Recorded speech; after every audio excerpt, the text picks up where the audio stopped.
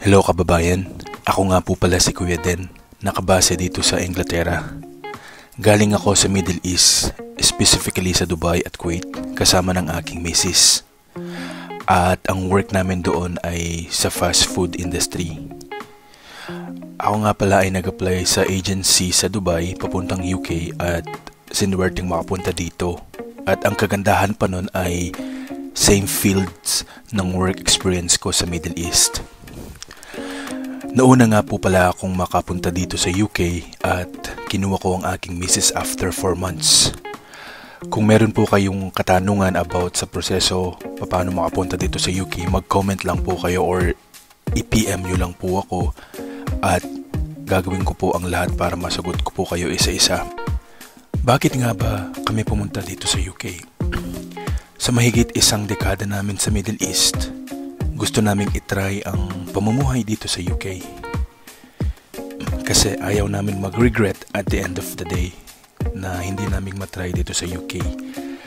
Bali, sa mahigit 1 taon dito, ang napansin ko dito is malalaki ang sahod buwan-buwan pero malaki rin ang tax deduction at NI or yung national insurance nilang tinatawag. Malika man ang deduction dito or yung cost of living, maswerte pa rin at nakapunta kami dito sa UK dahil nakakasave naman kami kahit papano compare it sa Middle East. Dito, ang medical is free kapag ikaw ay nagkasakit. At kapag ikaw ay buntis, you can avail for 1 year maternity leave and it's free or bayad po yun. Dito rin po sa UK, kapag ikaw ay naka 5 years na, pwede ka na mag-apply ng citizenship and you can avail all the benefits.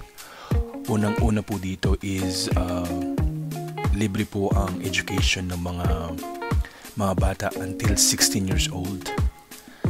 And kung magka-college man po sila, ang government ay magpo-provide ng student loan sa mga bata and babayaran nila ito kapag sila ay magtatrabaho na. Dito rin po is kahit 16 years old ka pa lang, you can work and walang age limit dito. Kahit 65 years old ka pa, kung kaya mo namang mag-work, you can still work dito.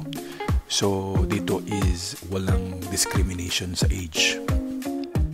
Ayun po, nag-impromptu voice over lang po ako. Sana po nagustuhan po ninyo ang aking mini vlog and pa-follow and like na rin po para masubaybayan niyo po ang aking UK OFW life story dito sa Inglaterra.